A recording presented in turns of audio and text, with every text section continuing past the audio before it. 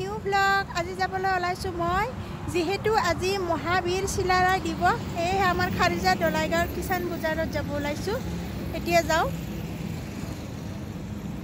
এয়া মই কিষাণ বজাৰ পালো আৰু অলপমান আগত আমাৰ কিষাণ বজাৰৰ খেলপথাৰখন পাম কিষাণ বজাৰ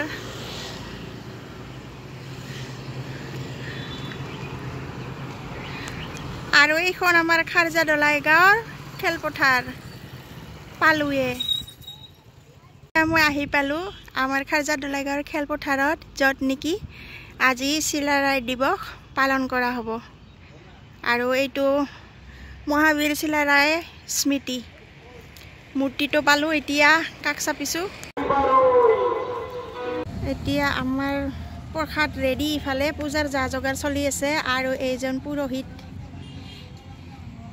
এই পুৰোহিতজনে পূজা কৰিব চিলাৰায়ৰ প্ৰতিমূৰ্তি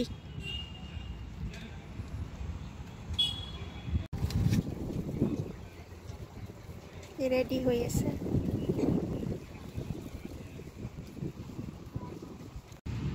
প্ৰসাদৰ যা যোগাৰ ফুল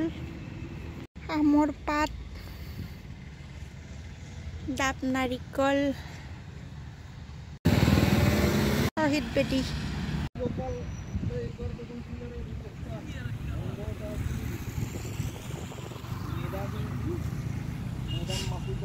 এতিয়া পূজা হ'ব আৰু অলপ সময়ৰ পিছত যিটো যা যোগাৰ কৰি আছে ৰেডি কৰিছে এতিয়া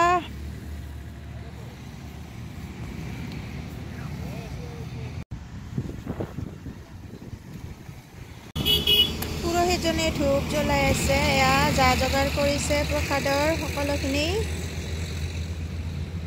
আজি যিহে বতাহ মাৰি আছে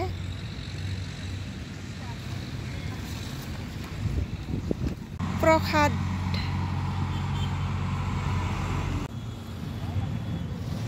খন্তেক সময়ৰ পিছত এতিয়া পূজা আৰম্ভ হ'ব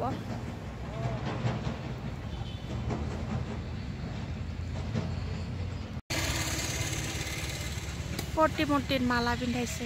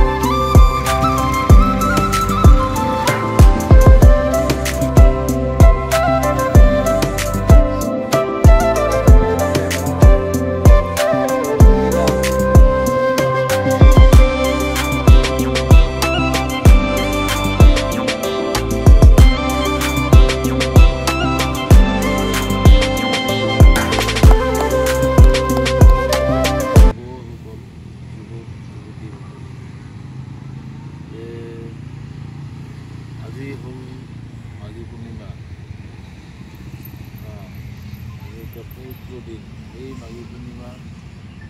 এই দিনে 500 বছৰ আগেৰ যোদ্ধা আমাৰ খ্যাতনামা আজি আমাৰ ৰাজবংশী জাতিৰ কাৰণে গৌৰৱ অসম তথা ভাৰতৰে নহয় পৃথিৱীৰ ভিতৰত আমি কি কম আমি সাধাৰণ মানুষ নগণ্য মানুষ চিকিৎসা হয়েছে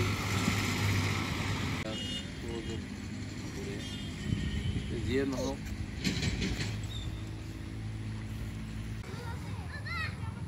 কৰাৰ কাৰণে বিগত দিনত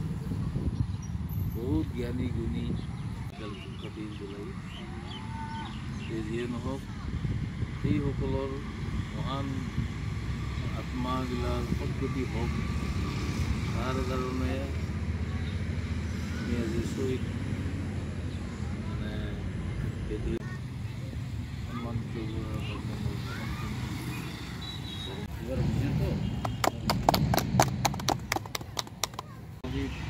তৰ্পক হিচাপে মোকে এৰি চলাৰ কাৰণে মই শ্বহীদ তৰ্পক কৰাৰ কাৰণে মই আগবাঢ়িম।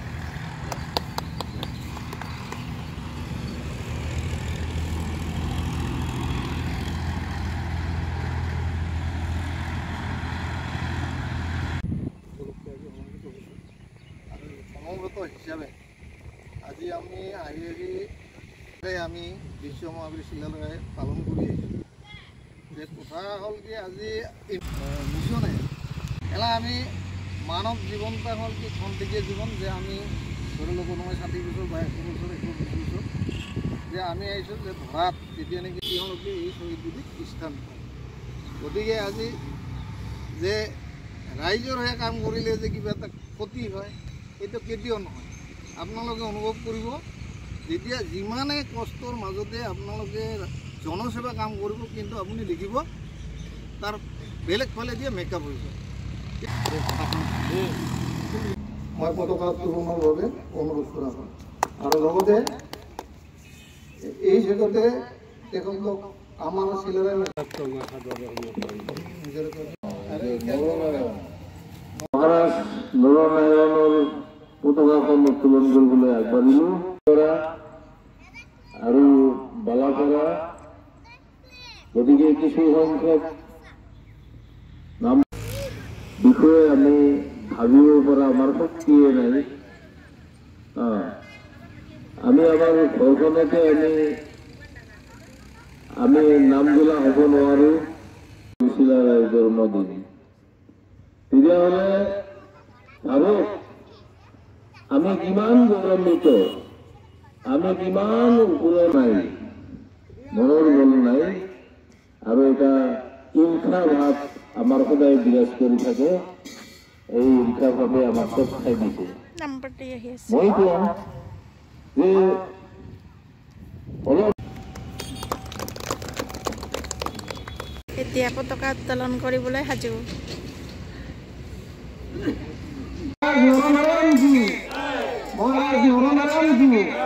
মহাৰাজ নৰনাৰায়ণ জি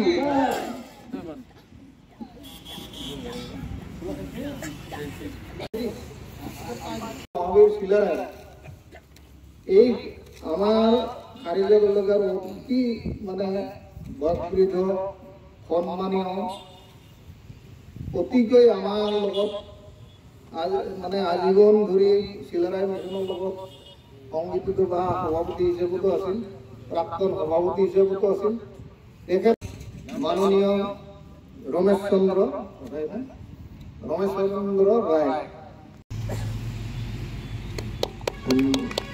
ৰাইজৰ অনুৰোধ ৰাইজে সন্মতি যোৱাত মই চিলাৰায় পতাকাখন উত্তৰতে কিবা ভুল ভ্ৰান্তি হয় ৰাইজে মোক ক্ষমা কৰিব।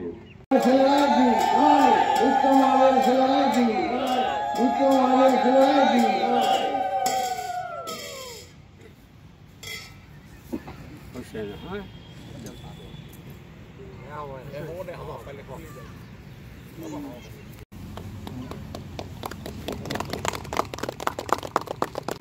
সম্বৰ্ধনা জনাবলৈ মই বড়ো ৰায়ক অনুৰোধ কৰিলোঁ।